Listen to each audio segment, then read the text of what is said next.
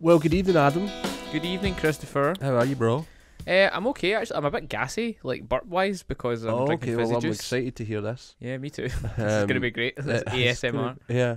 Do you want to do that again? No, I don't. I'm quite happy now to just leave all of this chaos in. Brilliant. Yeah, it's a wee bit more natural. Heavy I got natch, you dug said. up. Yeah. Because I said cray-cray on the last one. Someone actually texted me and gave me into trouble. Really? Really? Friend of mine. So, you going to name and shame? No. No. No.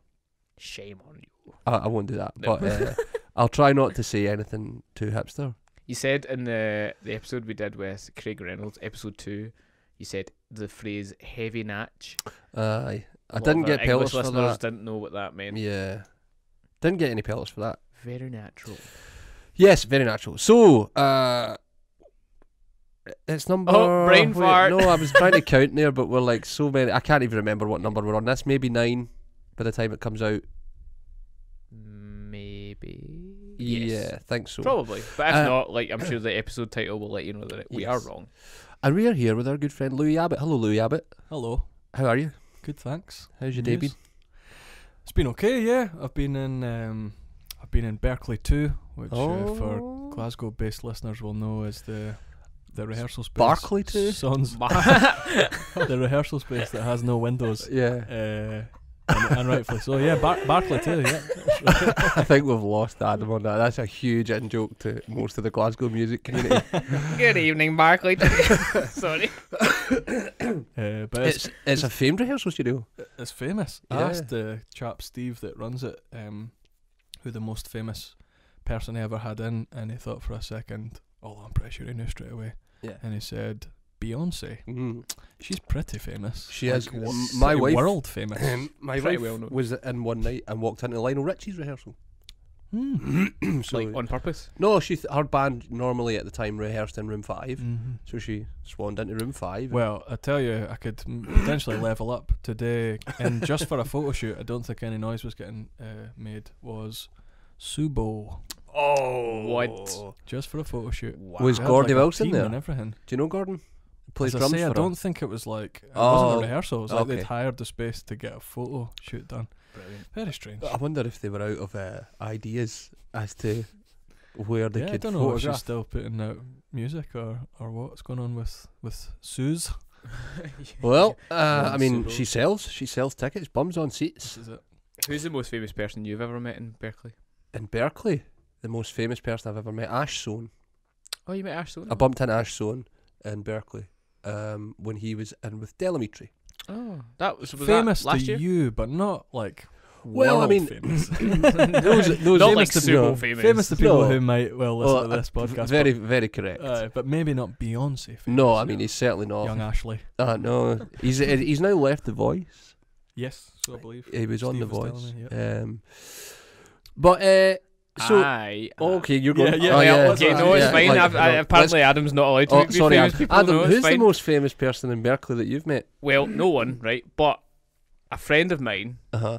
That sounds like I've got this friend. Yep, it does. In fact, I was there, but we didn't see any of them. Biffy Clyro were in, and for anyone who knows Berkeley, like typically room 4. Is it room 4 that's the biggest room? That's usually where they put all the famous people. 4 and 5, I think. They 4 would and kind 5. of- Sometimes they join them up.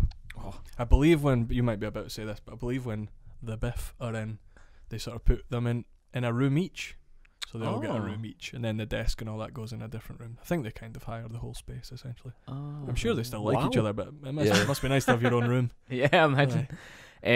So I was in rehearsing with an old band I used to be in, and we walked past said 3 rooms potentially, and they must have just come back from touring, or they must have been something. But basically, there was just like this flight case that was open, and it was full of like used drum heads, and it was about like it looked like about 40 of them. But I'm quite small, so like a lot of things look really, really big. Sure. Giggity. You can edit that. Yep. So there was like just like guitar plectrums just scattered all around with Biffy Clyro on them, and my friend picked them up. I feel as though I've built up this story far too much because it's really not that great. And he picked up one of the plectrums. He was like, "Oh my god, Biffy Clyro guitar plectrum! I'm gonna keep this." And the guitar tech just looked at him and was like, "Put that back." And like he was just like, oh my god, so sorry. Put it back on the floor, and he's like, no man, I'm only kidding, just pick it up. He's like, oh, okay. And we're all like, Yeah.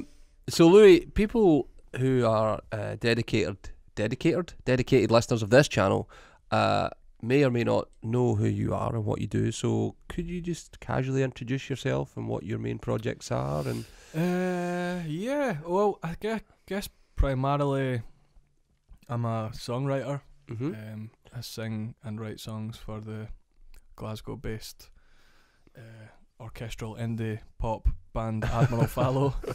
But I sort of started life as a drummer, and I still do a lot of my work as a session drummer, both recording and kind of touring. So that's kind of the two of the things that I do. I also work a lot as a like running songwriting workshops, primarily in the criminal justice system. So I spend a lot of time in prisons doing kind of songwriting workshops, and so a bunch of kind of different stuff, but those are the main things, I guess. We have the privilege, I guess, of sharing the same alumni status. We both went to the Royal Conservatoire of Scotland, but you studied classical percussion. Well, I actually graduated when it was the RSAMD, which I started when it was the RSAMD. Slightly cooler than the RCS, but not much. I think you must have graduated the year I started. 2009, I think. I started in 2010. Yeah. Aye, because it didn't have a jazz course when I was right. there, which actually was like pretty much the only reason I studied on a classical music course was because I think the BAM course at Strathclyde was finishing. Yeah. BA Applied Music. I was heartbroken when that course Yeah, broke. it was really sad. And like the RCS or the RSMD didn't have a jazz course, so that's kind of the main reason I went and studied on that course. So if I'd started when you'd started, perhaps we'd have been classmates. How was it for you doing that kind of thing? Was that something that you were always into, classical percussion, or were you a drum kit guy?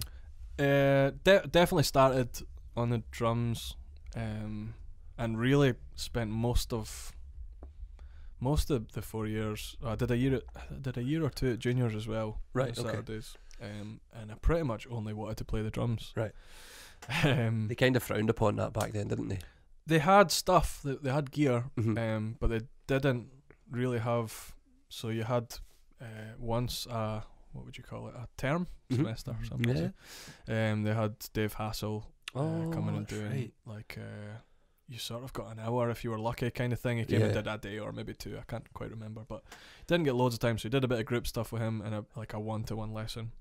So for the first 3 years, that was kind of all I got to do was that, and then like they had a big band, but at that time it was like straight, kind of the straight players. You know? Yeah. Luckily, there was a decent bass player, Brody Jarvie, Yeah, who's now Brody, kind of kicking about in the Glasgow jazz scene. He's very talented.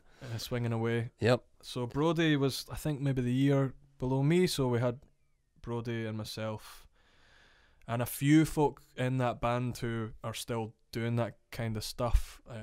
Like a few of the kind of horns folk. Anyway, so a big band happened, and actually for a while Ryan Quigley took that band. So who's an amazing trumpet player for those who don't know him, is now like down in London. Plays with like, he was doing the Robbie George Williams. Michael?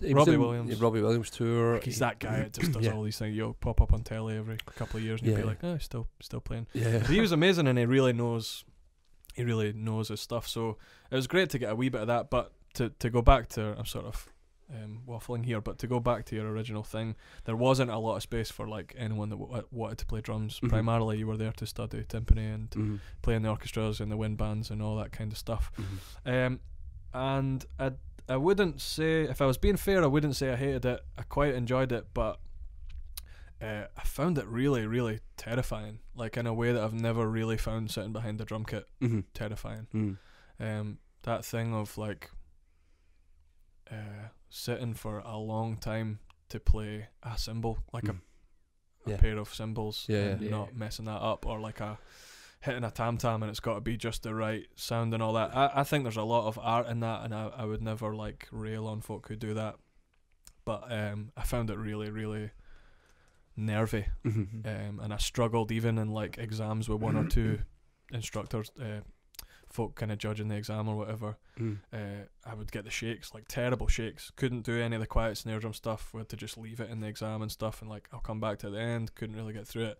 Really bad. Like kind of why do I feel like this kind of thing, you know? And I never really got that behind a drum kit, or even on a guitar. I never really got that, you know. Suppose it's a different kind of pressure though, isn't it? Like it's just like being examined on an instrument is horrendous. It's the worst. It's really really weird because it's a judgment that you don't get anywhere else.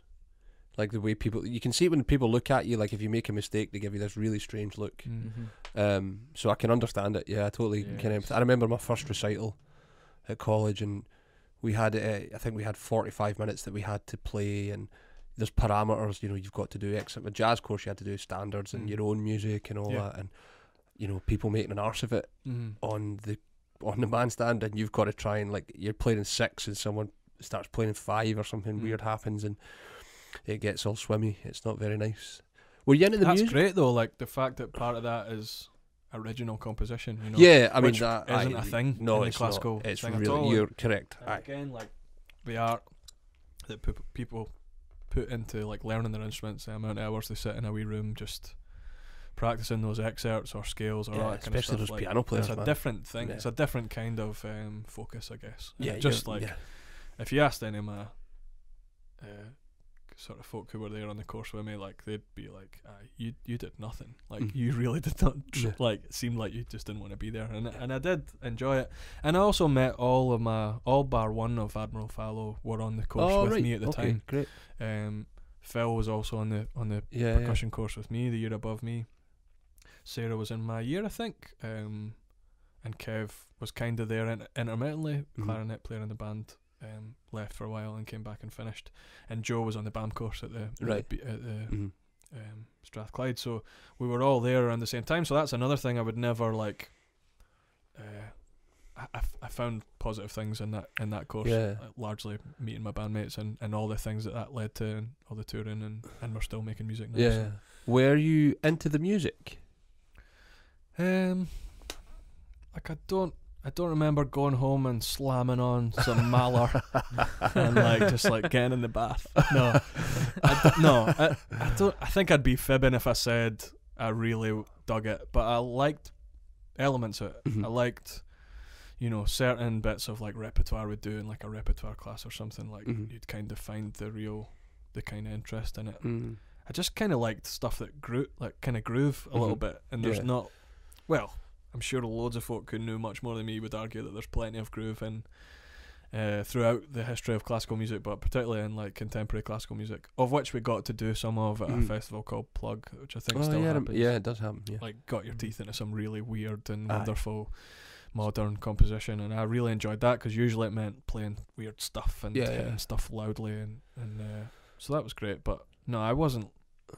I think I've got about 5 CDs from my time back in the day of CDs. We're talking about the mid-noughties here. Yeah. Wow.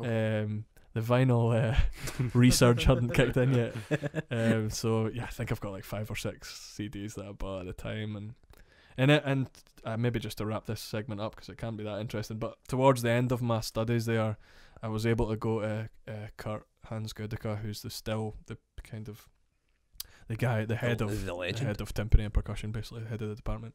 I was able to go to him and say, look, I really have enjoyed getting lessons from you, but I'm never going to be a timpanist. Is there anything we can do in my final year to make it a bit more relevant to what I want to do when I leave here?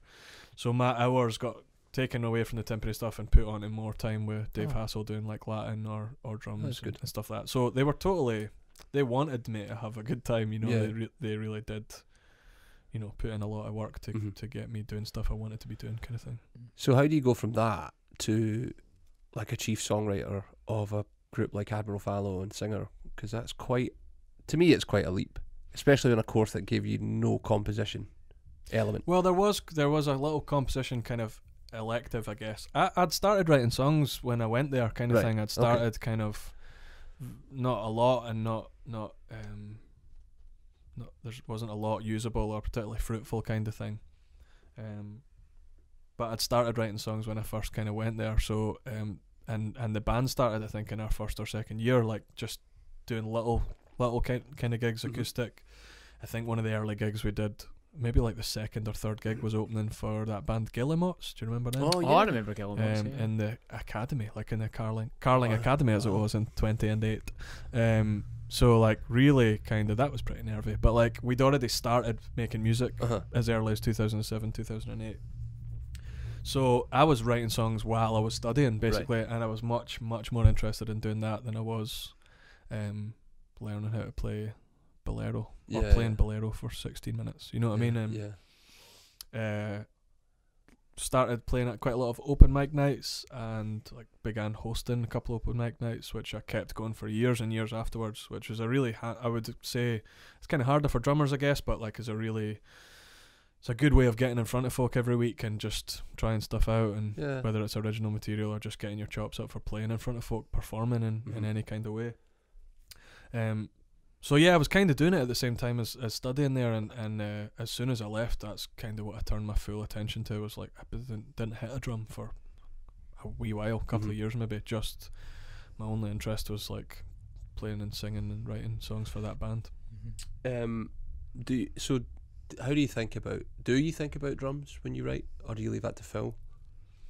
I think I feel like I've got nothing to say to Phil that would be in any way useful for him. Like the way he writes music from the drums is amazing. Like he's a really thoughtful and musical drummer, you know, and he's so talented on like throughout the percussion world. He really was like, he was the kind of benchmark when I was there. Other folk were trying to be at his kind of level across all the disciplines: timpani, tune percussion, like four mallet stuff, and repertoire. Like he was the kind of guy you wanted to be as good as, kind of thing. And so he plays really lyrically, really musically. It's not stuff we don't really sit down and discuss like parts. We discuss like shapes of song, the shape of the song, and you know, it's good that we can talk in a kind of in like drum language, drum chat. We can have that kind of chat, but we don't do it loads. I think everyone in that band is mega talented basically, and is really good at coming up with really interesting parts. We don't rehearse loads because everyone can play well, and I think that's something that if we don't overthink music that we're making, it tends to come. It comes pretty good pretty quickly. More natural as well. Yeah, just like, I mean, we've spent time, like the third album we made, spent a long time putting it together, and there's loads of parts, and it's really dense, and so like people seem to like that record, but with each one we make, and as time passes, I think we try and get better at just not overthinking things, you know. So yeah, we can talk drum talk, but we don't tend to do it, and he certainly doesn't need my guidance or advice or totally, anything he's grown up with. So I guess in that sense then it's like a songwriting conglomerate, or it's a group rather than a solo thing? I think definitely for that record we made back in 2015, sort of it was a case of all of us in a room together coming up with the form of a song, and then me taking it away and adding lyrics kind of down the line. The only reason we've gone back to a slightly older way of working on this new record, which we just finished, well, it's not quite finished, but we've been tracking it for the past couple of months. It's just time. Like we're all really busy doing all other stuff. I work kind of 4 days a week just now. Joe works probably 7 days a week just now. He works for 432, who are a local promoter in Glasgow, put on a load of amazing bands and festivals and stuff like that. Phil and Sarah are doing loads of teaching, and Sarah's playing with her other band, You Tell Me, and Kev runs a very excellent breakfast brunch restaurant called Lagom with my wife. Plug. In Glasgow's leafy south side. So everyone's super busy, and the only way we could really do it again this time round was for me to write some songs, take them to the band, rehearse them a little bit, take them into studio. Okay. So yeah, cool. Because you're a drummer, when you find yourself in a situation playing with another drummer, do you think about the drums? And I mean that, like, do you think about the time, if someone shifts the time, or if someone's not got great time? Do you know what I mean? Or even like groove wise, like do you? Like, I wouldn't have played that, or like. Not really. Again, like I think Phil is really solid, and I don't ever really notice major time things, particularly not on gigs anyway. It might be like the occasional kind of a rehearsal's gone on into its 9th hour and everyone's a bit frazzled and you're like, was that a bit slow? Yeah, it was pretty slow. That's because we're all like falling asleep at the wheel. So like wee things like that. And also in other work that I do, so I've also in my work that I do with Vox Liminis, who are the charity I mentioned earlier, doing the work in the criminal justice system, like part of the output of that is to make some songs in the studio and to kind of release songs, albums, and I've kind of been in charge of like kind of running the house band, if you like, and the kind of gig for those shows. So I'll get folk like, for example, Liam Chapman or I'll tend to get folk in who I maybe quite like the playing of already. So it's not like I ever feel like I'm sort of pulling the, what's that phrase? Clutching straws. Wool over someone's eyes. Something about a cart, I can't remember. Oh. But yeah, it's not like I'm ever sitting going like, oh, really wish I hadn't hired this person. Yeah, sure. No, that was a long answer to say, when I'm working with Phil, I don't really need to think about anything, or I don't naturally think about anything because he's kind of dealing with it. There are other folk I've worked with who have kind of been like, you know, let's think about the time here or something, but hopefully not in a kind of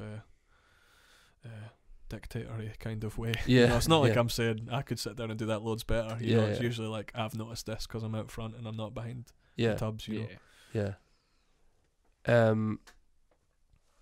Coming from classical training, did it have did it have any sort of input into your thinking about how you look at gear? Because being at that school, man, you must have had access to really great gear. Yeah, really, it's a big regret actually that I didn't.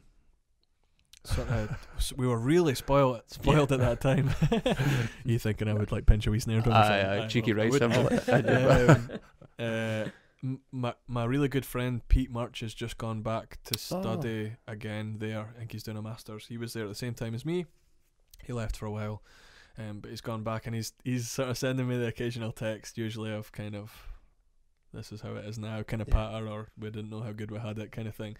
And I do think about that with some of the gear, like some of the snare drums they had there, and I think still have there, because I wouldn't imagine they've gotten rid of any of the stuff.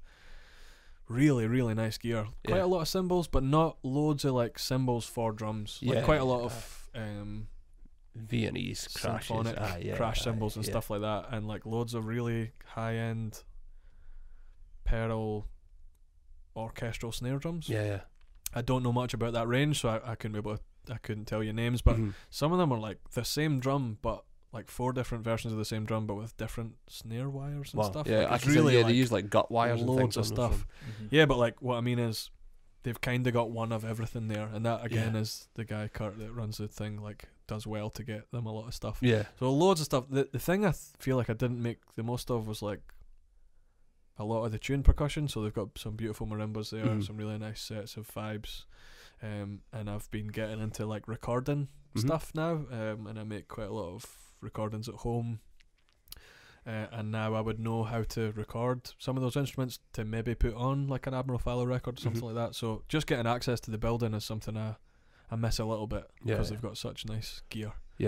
And again, like around about the time I left, they got a really nice, I want to say a Brooklyn, like a Gretsch Brooklyn. Is it the green one? The green one. That's a Renown, I think. Might be. I I know that the jazz department got a new classic. Right.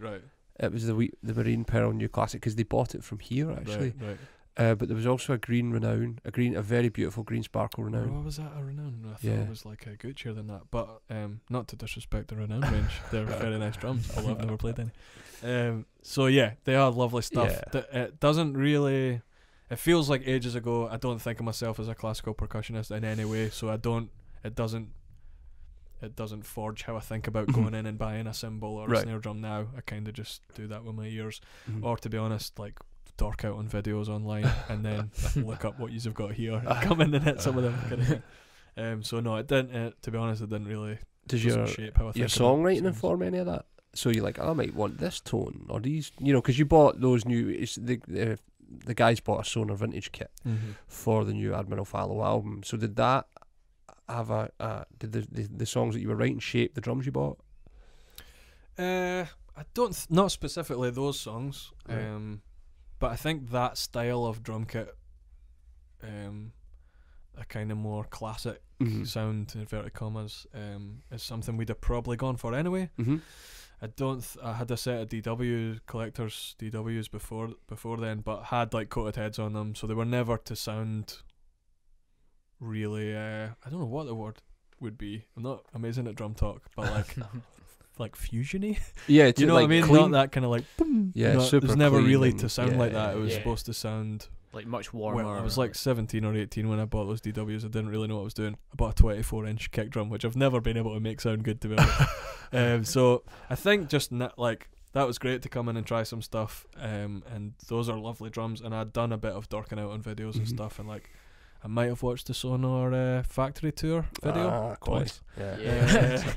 Because I really quite like how Germans make stuff. They tend to be pretty good at making stuff. Yeah, it like gives you a whole different perspective on the drums when you see how they're made. Definitely. And obviously the guy that's chatting is like, it's his job to make it sound like they are the top of the line, and he's good at it. So Yeah. I'm not suggesting that Sold. other companies I'm not suggesting that other companies like don't make really interesting stuff, and it could be in 10 years time I come back and shift those Sonar for something else, Yeah. but But it's like- that. Sorry, on you go. No, I was just gonna say but you've come in and you've not just seen like 3 or 4 drums on the floor. You've come in and seen like with the preconception of exactly what went into that, like craftsman wise, like how it was made, and like how much care and attention to detail was put into it as well. So it kind of But we know what I mean? did also spend time that day trying loads of things. Yeah, to tried a make- few things, Aye, some more kind of modern inverted commas Yeah. stuff, and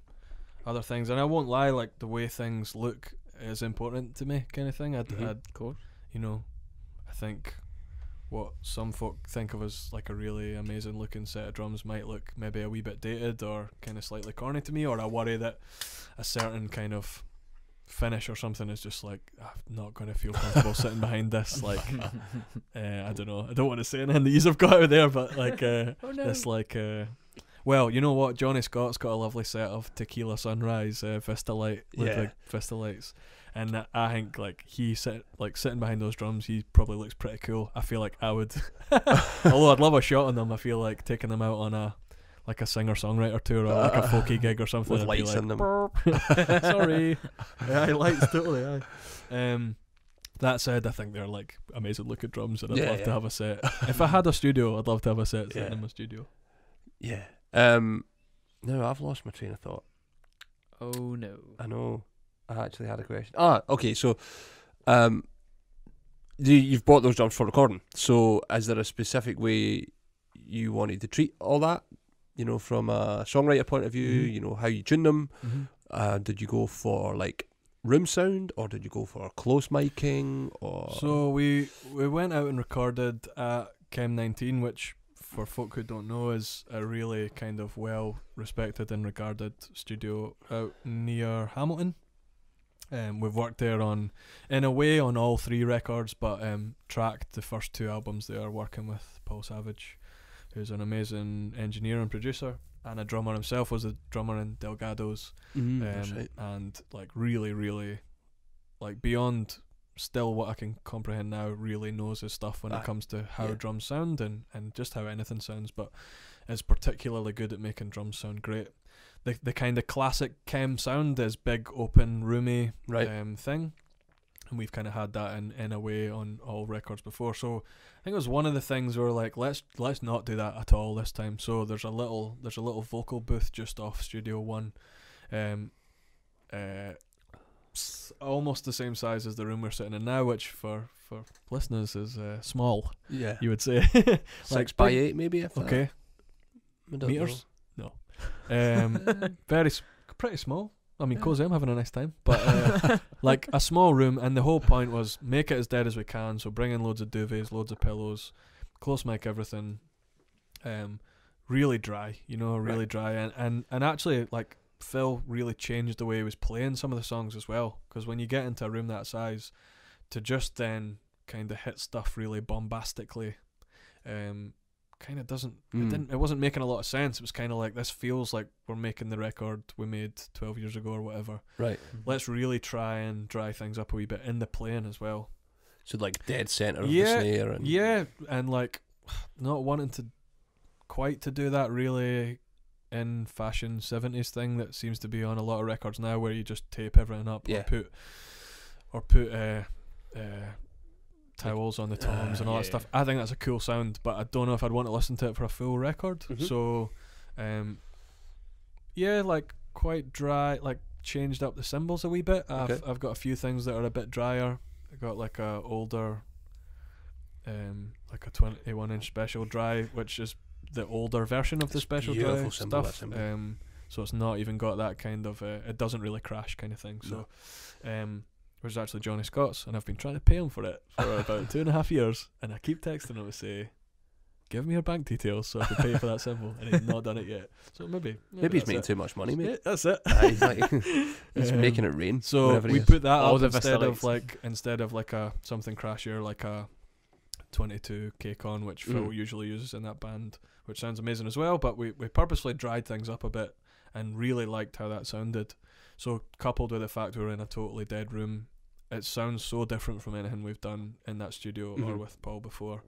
And that's kind of like, there's not really any really noisy guitars. There's not really any big sort of beefy riffy things. It kind of calmed us all down a wee bit. Like we went, how would we make this record if we were approaching our mid-30s as opposed to like 21-year-old kids wanting to make noise. You know what I mean? Did you go as far as bottom heads off? No. Like didn't want to change the drums too much. They already sounded really good, particularly the kick drum. I don't think we touched the kick drum. What heads were on the kit? Do you remember? Or do you know? They'll be the stock heads, I think. Stock heads. No, they weren't. I think we changed them out then. Anyway, when we were trying them, I think coated. I think Remo Emperors maybe a bit thicker, so because that'll just on those drums. Ambassadors actually, although we didn't do anything to the kick. It's a P3 on the kick. Just great, you know. This rounded bearing edges really warm it out, you know. So everything tuned super low. Sort of depended on the song. On record 3, we worked with a kind of felt like it was kind of a fancy recording process whereby we had some extra people kicking around, including a chap. I want to say his name was Matthew. It was a long time ago. Hi Matthew. Hey M Dog. Who was like helping be a kind of studio drum tech, so like tuning toms to the relative pitch of the song, that kind of stuff, you know. That's really hard, man. Well, he really knew, like he knew stuff. He also helped to a bunch of programming, like which there's like little moments of it on the record and stuff. So he was great in that regard, and him and Phil got on really well. So I guess maybe little elements like that, like this song is in blah blah A, so let's maybe, because Phil was playing like a there's one song in particular where it's quite an involved like tom part. The toms are kind of part of the groove pretty much the whole way through the song, so yeah, bit of relative tuning and stuff like that, which is just things we've kind of picked up over the years. It's not something I'd really ever thought about as a drummer myself until this guy was like even tuning the snare and stuff to the key of the song, which as soon as you crank the snare on, like can't really hear that note, but it's nice to know it's in there somewhere, it's like it's under there. And, I'm sure folk do hear that, you know, and I know that's probably Paul. He'll hear it, you bit know. of that, you know. I know that's I've sort of quite recently I've been listening to some other drum podcasts. Sorry lads. That's alright. And sort of just like my sort of this is horrible. Like most of my time on Instagram is watching folk play the drums or like recording techniques and stuff like that, and so I have been dorking out a wee bit on that kind of stuff, and it will inform the next time I go into a studio. Yeah, totally. How I pick. Yeah. I'm also like fortunate enough to have more than one of stuff now, so like a few different snare drums, quite a lot of cymbals. Did you just take it all with you and just let's see what happens? Yeah, for that, took all my stuff and all Phil's stuff. Wow. And had 4 or 5 different snare drums to pick from, which is just something that I think when you're 20 years old, you maybe don't have and you don't even think about. Yeah. Yeah. 'Cause we were actually talking about this recently, like how. Aye. In fact, it's very recently we were talking about this. It was the and, last solo podcast that we did together That's without a right. guest. We were talking about it. Yeah. Like, 'cause- yeah, like how you need to make like what you've got just work.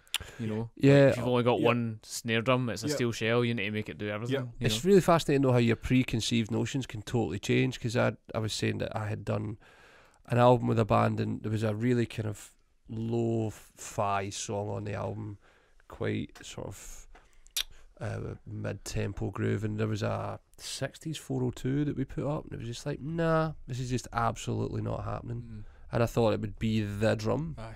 you know. So it's really interesting how the minute a microphone's on something, your preconceived notions are gone. That's true. Yep, know? and I think there are certain things that most drums can do, no Mhm. matter if it's like an 80 quid drum or something. Chances Mm. are, if you tune it nice and low, tape it up, you'll get that douche thing Yeah. that's kind of Mhm. everywhere just now.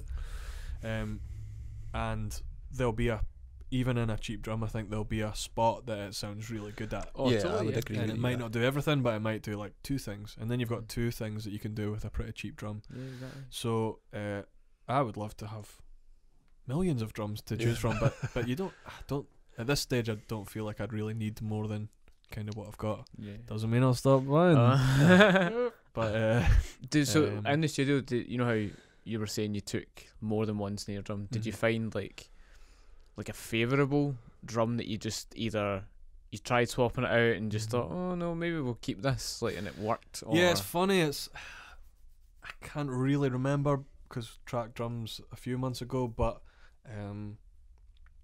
it is funny when you find something that sounds really good, you kind of want to keep going with it. Mhm. Yeah. And that only really changes when you've maybe got to maybe 3 or 4 songs later and you're like, actually let's try something else for that. So Mhm. we didn't go down quite to that thing of like, let's retune and change drums and change cymbals for every song just cause. Yeah, We yeah. Yeah. sort of found a nice combination and largely stuck to it, but also had options of other stuff. You know, Yeah. like Phil's got some nice drums and cymbals as well, so we were able to just chop and change. But it is like something, when you find something really satisfying, it is quite hard to take that off. Yeah. I know this is a drum podcast, but did you do the same with guitars? Well, funnily enough, like I think those. So Paul and Jamie, who's his younger brother, who also is like kind of one of the chief engineers out at Chem, I think the two of them just hate Fender guitars, and I've largely got Fender guitars. So like a Tele, a Jazzmaster, are my two sort of the main guitars that I would play shows with, just because like particularly a Tele is pretty versatile. Yeah, it's the guitar. I don't have a guitar tech or loads of guitars, Mhm. so that's the one I tend to use for the whole show. Whether I would record the whole record with it is another thing. So I was kind of starting songs with that, and like Paul's a really polite guy, but he's done it to me on previous records where he's kind of gone, "Have you got anything? You got any other guitars?" So Have you got anything invariably better? I would be using maybe something of Emma's, Right. kicking around there, or luckily Jamie was in and asked. He tends to play like hollow body guitars, and so I asked if he had anything kicking around, and he happened to have a Guild that Right. he bought in London 4 or 5 years ago and never touched it. So he bought it to sell it on in the future, kind of Mhm. thing. So it was like as new. I think he'd played it once in the shop. It Wow. had been in the box ever since. I took it out and didn't even it was not even kind of pitchy. Sometimes guitars that haven't been touched in a wee while just sounded really, really, really nice and like pretty warm. I can't remember. I'm not very good at like knowing dorky gear stuff, but it was like a kind of hollow body something or other, like one set of pickups, you know. It wasn't like switching between blah blah blah, loads of stuff, and it just sounded amazing. And I pretty much tracked, kind of like what we were just talking about drum wise, kind of just tracked the whole record using that, and inevitably got to the end of it and went, well, I need to play that guitar when we're going to play these songs, so I had to buy it. That's what I bought it off Jamie like at the end of the session, and I think he would have loved to have held on to it and sold it for more money, but he was happy that it was me taking it off him, kind of thing. Yeah. So Well, if it's laying in a box for years. aye, and so It's it always a sounds muffin. lovely, and I'm probably gonna, if I can't stop buying drums and cymbals, I might start need to sell some guitars, and I think I'm going to get rid of a few things and just have the Tele and this lovely Guild sort of sunburst looking babe. Those are kind of going to be my two guys. Man, high end gear's your thing, eh? Like You it love wasn't like thousands of pounds. No, it was no, like no, pretty no. affordable. But like, I think I don't know. What do you Maybe think it's about just gear now? Well, Because I mean, the last few months you've been in and chopping and changing and buying different things. So, is it just your ears are changing, or like you're just realizing that maybe darker, lower pitched tones are the vibe? well, thing is, like, I don't have. It's not like I'm like making wholesale changes where I used to like things that sound like that, and now I like things. I think I'm just like. Well, it's a problem. I think it's mostly Gear a problem. acquisitions. Gaff. Louis got gaff. I really like trying new things. I really like trying stuff out. And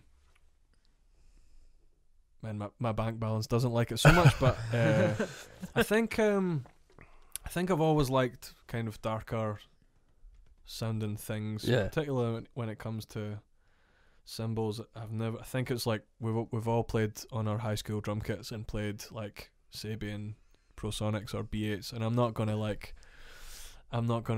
slag off things that you guys probably sell, and I think it's like they're pretty good cymbals at that age and stage. You know what I mean? They're we've all got to go through it. Like Ben Lids, but I think when we grow up playing stuff that sounds like that, it's quite easy to then just take that one little step up and go, oh man, that actually sounds really nice to hit that thing. Yeah. Instead of just like, oh, can you play that a bit quieter because it's killing my ears. So I don't really know.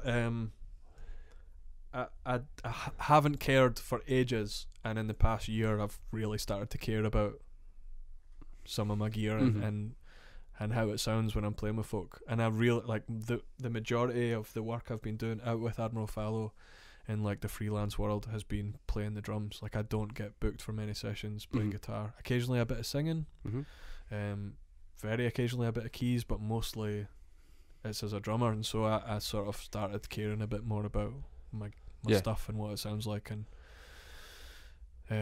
maybe trends a little bit, which is kind of hard to avoid because you tend to work with folk who kind of want, like, I don't know, made some music in the last couple of years with good friends of mine, Ewan Burton and Siobhan Miller. Siobhan's an amazing folk singer, and Ewan's an excellent bass player and producer, and he's really into the way things sound, as you'd expect as an engineer and producer, but like things like that Phoebe Bridgers record, Stranger in the Alps, it's called. I don't know if you guys have come across it, but some of the sounds on that record, for example, are things that we kind of started recreating when we were working on Siobhan's last record.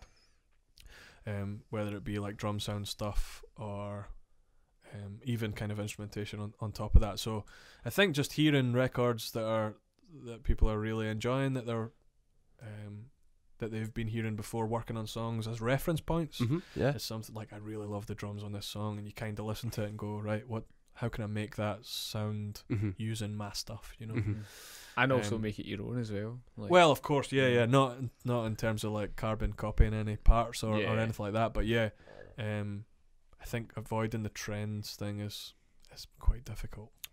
Yeah, I mean, we see it all the time. Dark and dry, big thin dark cymbals is huge just now. Mine all over the last 5 years have been crazy on the dark stuff. You know, that's been a really big thing. And do you think that's folk watching drummers' Instagram feeds not necessarily playing music, but playing drum solos that have those kind of really what's the word? They kind of open up and close really quickly. Yeah, what do you think call so. them? I don't know how to describe them, but I kind of know what you're talking about. But I don't hear those cymbals getting used a lot with music. No, you're you know right. What I mean, you're like right, in a studio, I can't imagine that sounding like a cymbal. No, I think you're right. I think the drum kit is one of the few instruments where you can buy gear that way. I mean, you're not going to buy a keyboard unless you're buying like an 808 or a 909. Or a drum machine or something, or a Nord or something. You're not, there's very few instruments I think that you're going to buy that aren't with the notion to make music. But the drum kit can kind of stand alone, and people have done that.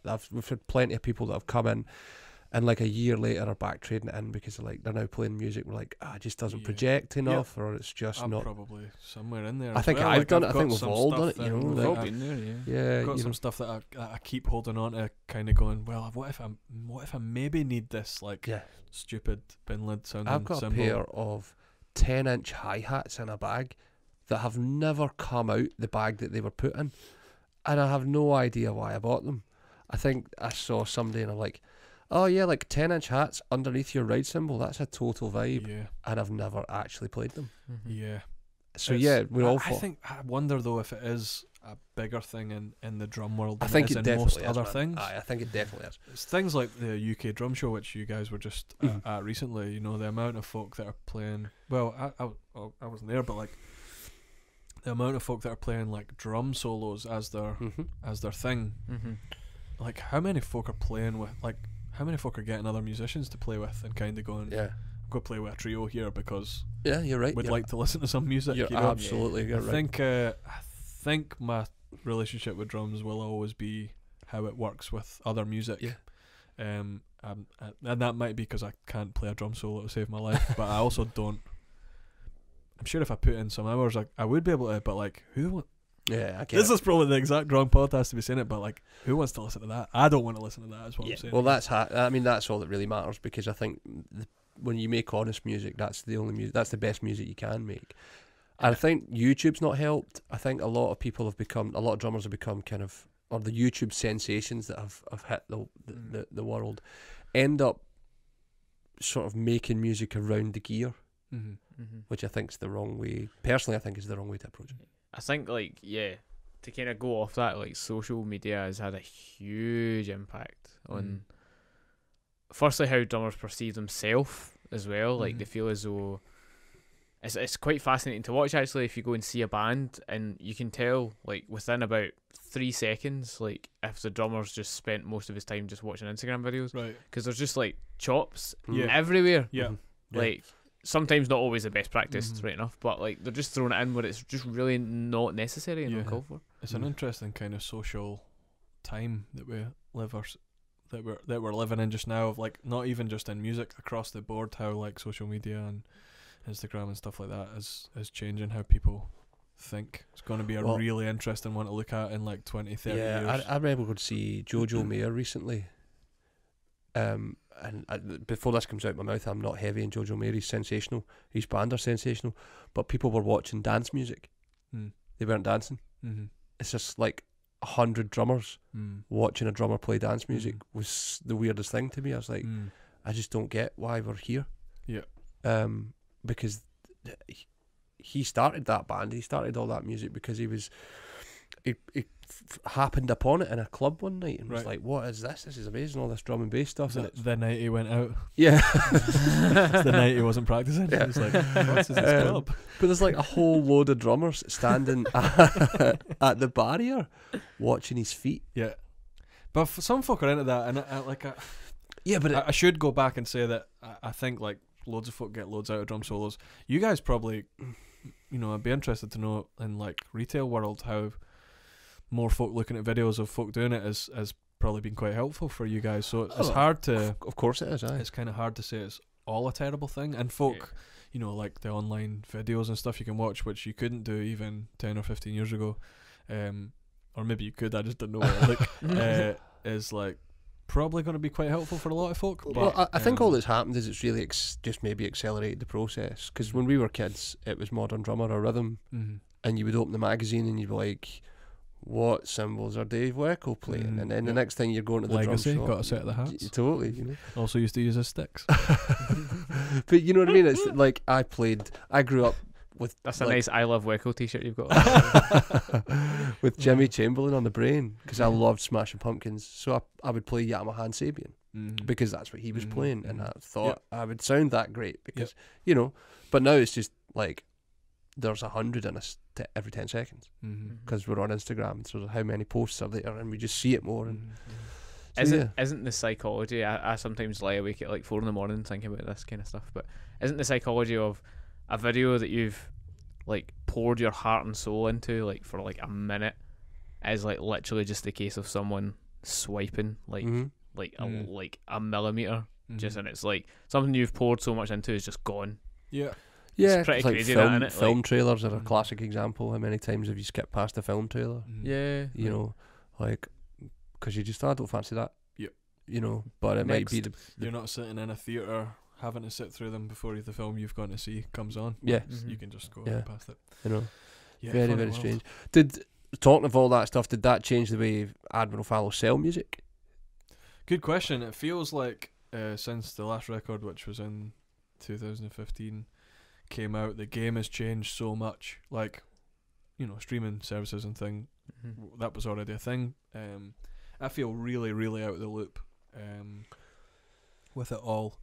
And like, I know we've not ever sold a lot of records, but I get the feeling going forward we're going to sell even fewer records. And it does kind of make you, at a band at our level, it does kind of make you go, how long are we going to be able to do this, you know, Yeah. and keep it up. We're sort of funding this latest record ourselves. We're currently, as I speak, without a kind of label partner, so we're going to go and look to see if we can find the right label to work with us on that. And if nothing presents itself to us that we're interested in pursuing, we'll maybe put it out ourselves, which is going to be an interesting thing to do in itself. Sarah's released music herself before, and I think we know enough about how that all works to be able to do it ourselves.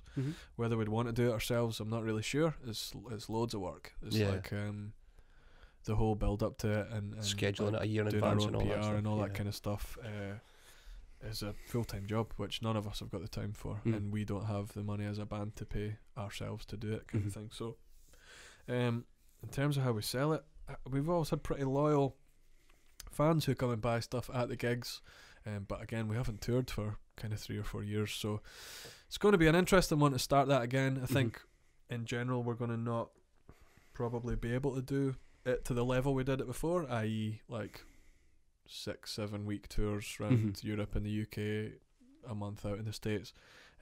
These aren't things we're going to really be able to give the time to, or frankly want to do. Yeah, Kinda yeah. done that thing and really enjoyed it at the time, but can't imagine doing that again. So we're just going to try and do all that stuff to a point where we kind of get enjoyment out of doing it, and probably try not to run ourselves kind of into the ground with it. Yeah, it's a very strange time for anybody trying to sell music. I think it must be really, really challenging. Yep. It's pretty mind-boggling. Yeah. The kind of streaming world is one that I've never quite been able to wrap my head around. Yeah. Like where is the money that these labels are putting into these records? Like, where is that going? Does it just disappear because they're not making it back on streaming? No. Well, I just read an article today that Apple have just recently got rid of the iTunes store. Yep. Like completely just got rid of it. Yep. Which I is like found that out when I plugged my iPod Classic in to update it with a few new records, and it just like wiped the iPod, and then I couldn't even open the iTunes. Was just like, nope. Which It's is crazy really, though. really sad, because like I'm a bit long in the tooth when it comes to how I listen to music. I don't have a Spotify account or any streaming account. I would buy more recently vinyl records, some of which came with a download code. I would stick that download code into my iTunes and then put it on my iPod, like Dad, and that would be it. And I totally had a classic which I'd rebought 2 or 3 times because they didn't make them for years. I loved it. And you just got so much. Totally sound like a granddad, but you were able to put so many records on there, and I loved that. Like I don't love the idea of having all the albums in my phone that I can pull off some cloud somewhere and pay a tenner a month. It's like, what? That's not even But the it's price of a also record anymore. like that as well. I find myself doing this a lot in the car. Like with that much choice, like you just kind of don't really know what to listen to. It's a bit like Netflix as well. And I find myself a lot of the time pressing shuffle on the phone, but then I find myself skipping a lot of it, and it's like, well, then the whole kind of art of the album, like I guess, is gone. I've had thumb to thing you were just talking about scrolling through videos. Yeah. Yeah, exactly. Nobody's given. I know Elbow, who are a band I've admired for many years. Elbow just put out a new record last Friday, or several Fridays ago, depending on when it goes out. But one of the things they were doing, albeit for one day only, was selling a CD which was a 1-track album, so you couldn't skip the tracks. You had to listen to the whole Oh, thing. great. Oh, Which, okay. like, you know, if you didn't know that's what you were buying, you might be a bit raging about if you really wanted to hear the single, which is track blah blah. But like, even things like that, like little acts of defiance in the world, in that world, is like, why not have a little go? You know, Yeah, they're only exactly. selling it for one day. I've just inherited a car, my mum's old car, and it's got a CD player in it, Mm-hmm. and I can't plug my phone into it, so I've had to revisit Yep. listening to albums. Did the same It's thing amazing. recently. Yep. Because I just forget. You're like, and I've been really, really sort of disciplined, and I'm like, no, don't skip the track. I know what track is next, and I don't like it. Just force yourself to listen to it. And I've Well, started to yeah. go, well, actually, do you know what? That song's amazing. Mm-hmm. Songs I thought when I was 10 years ago, like, meh. I'm like, no, that's really great. It So did the exact same thing happened to me about this time last year when my old car died, and I bought my friend's car. Again, nothing to plug in, CD player only. A little bit of advice. Do you do quite a lot of driving? Like, every if you're day doing weddings, but Yeah, like to work. decent distance driving? And is not what I in mean. that car. We take my right. wife's bigger car because Nonetheless, a good bit of advice that I've found is like albums with loads of songs on them. So like you're not getting around like 10 songs and then you're like, oh, I'm not even home and I'm back at track 1. Yeah. So like 69 Love Songs by Magnetic Fields is one Right. I've had on recently. I don't know if you know that record. It's over 3 discs. 69 Love Songs is Oh, actually there how you many go. songs are on it. So like albums that are really long, maybe like some hip hop records or something, Tool. tend to have like 42 songs on them or Yeah. something, most of which are skits. But Yeah. you'll be entertained for a while. Yeah, Yeah. totally. It's great. And so there's like 8 CDs in my car. Yep. Currently, and I've now What have you got? I'm really into a guy called Pete Yorn. Right. Oh, yeah. He's great. His new record's out, but I don't have it because I've not bought it yet because it's not available on CD. Right. I think it's only import vinyl, Right. and it's like 70 quid. And you can't go into HMV and be like, are you getting the new Pete Yorn on CD? That's maybe the most Because part. they will just laugh you out they'll laugh you out the I shop. would That's good. actually kind of like to see you just going in and purely asking that in that voice. That would be amazing. So I've got his first 3 albums in the car. I have Pearl Jam's Binaural in the car, which is probably my favourite Pearl Jam album, and it's the first album with Matt Cameron playing the drums, Mhm. and he's amazing.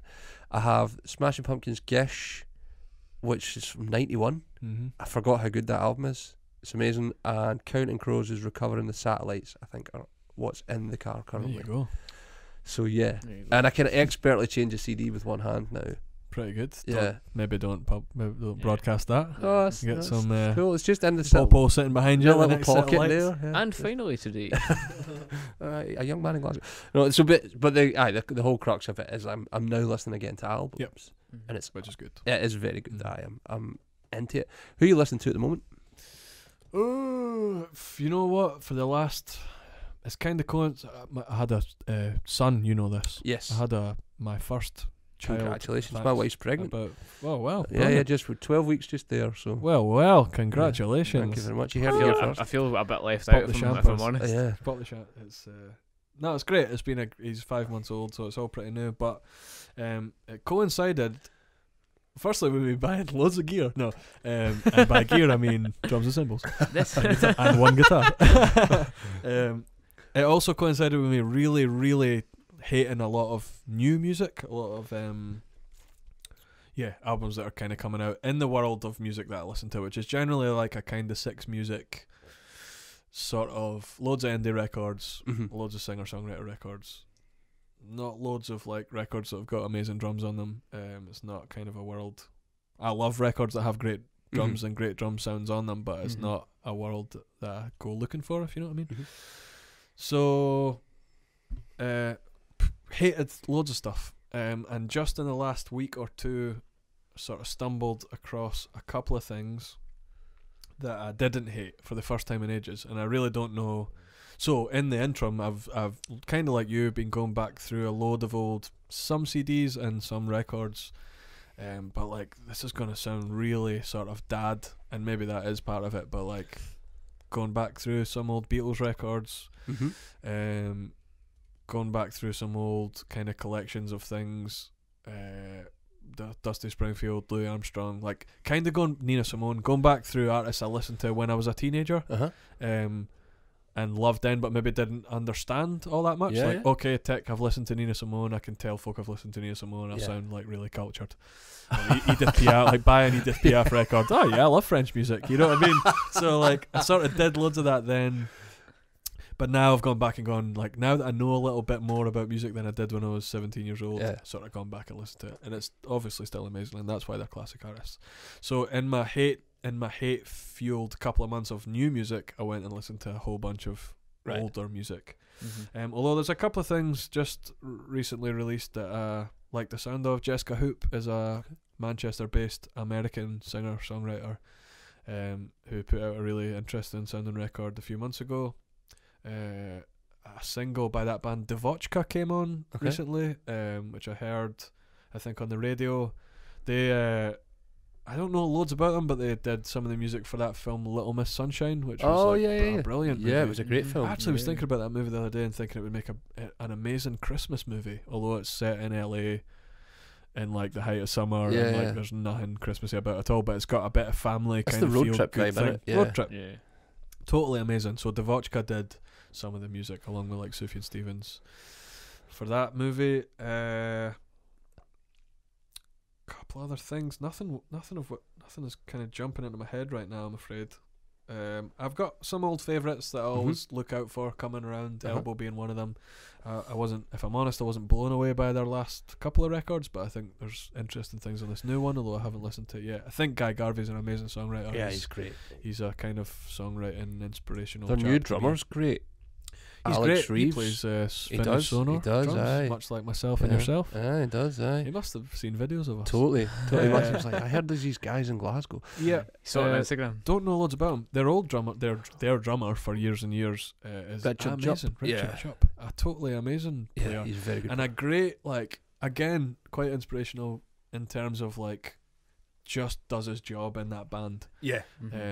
The main thing about that band is Guy Garvey's lyrics and his singing. Yeah, and that there's song amazing Newborn stuff. is- But like, man, some of the grooves on like, particularly on earlier Elbow records, are really worth a listen. Things like Grace Under Pressure, and a couple of things off the first record, Newborn. Newborn's a great song. Scattered Black and White, just like sitting on a groove for the whole song. Yeah. And that's what he did live as well. Like, he Yeah. wasn't like, oh cool, I'm in front of people now, I'm gonna like, Yeah. I'm gonna bust do out loads of fills. all my He makes chops. me, Yeah. he makes me think of Phil Selway. Yep, Very much in a way. like Phil Selway. I think And they play together, eh? no disrespect to Phil Selway, but No, I it's think like clever. probably a technically better drummer than Phil. Yeah. Phil's one of those players that like, he sounds great in that band, Yeah. but he's not like, I wouldn't put him in my top 10 like drummers necessarily as drummers, although probably one of my favourite bands to listen to in terms of like the parts. And the When you drums. think, I think of things like the national anthem, where he just plays that part round and round and round and round and doesn't, and he goes to the ride cymbal towards the end, and that's like this massive change of the song. So yeah. Same on something like Weird Fishes, where he's got that groove that pretty much goes through the whole way through it, and for a moment he nips off to a cymbal and then he comes back and closes it up again. Yeah. Just like, and who knows, like, has he done that in a take and they've gone, man, we're not changing that, that's amazing, that's our drum take kind of thing. Who knows. My pal John McCusker, who's a folk musician, got him to play on a couple of songs on the Drever McCusker Wimble record, which is Chris Drever and Roddy Wimble, who's the singer in Idlewild. They made a sort of folk sounding record about 10 or 12 years ago, and Phil Selway, who was a pal of John's at the time and I think still is, played a couple of tunes, and I went out on a small tour with that trio, just playing drums and some bass parts kind of with my left hand badly. I think they were doing it on a budget. And I had to play a couple, like two of the songs that Phil Selway had played drums on, which they gleefully announced to the crowd that the drummer from Radiohead recorded these songs, so good luck, kind of thing. Like, really put me on the spot. Luckily, like, it was a folk gig, so nobody in the crowd knew who Radiohead was. It was like, oh, aye. Like, interesting to play his part. Yeah. I think it's quite interesting. Like, it might not sound overly complex until you try and play it. Yep. And you're like, whoa, that's so much going on there. Yeah. But I've banged on about this before, but I'm going to do it again just because we mentioned Alex Reeves. and we talked about Sonar drums. He did this thing for Sound on Sound magazine called Drums in a Room. Yep. It's Seen that video. sensational. Pretty cool, eh? Yeah, it's really great. And a really good example of like just changing little things really makes a big like mic placement, which I'm sure you'll talk to someone about down the line. But like the way where a mic is in relation to the drum and in what room, we talked at the start earlier on in this episode about micing those drums in a very small room. And the difference that makes, and so that's a cool video that Alex Reeves. I can't remember what it's called. Alex Reeves. Yeah, drums in a room. Yeah, drums totally. in a room. Yeah, Is what it's, You guys played the Barras though, like a lot, didn't you? Or a few times. we did the Barras in 2010 with Frightened Rabbit, 2 nights, Right. one Was of it- which was almost snowed off. Was it everything you dreamed of? Just terrifying, eh? Like I talked right at the start about not being nervous when I'm not doing anything classical, but that was quite scary. Just because it's a big, I think just not even the size of it, because actually when you're on the stage, it doesn't seem like it's that big. Yeah. But just the kind of Gravity.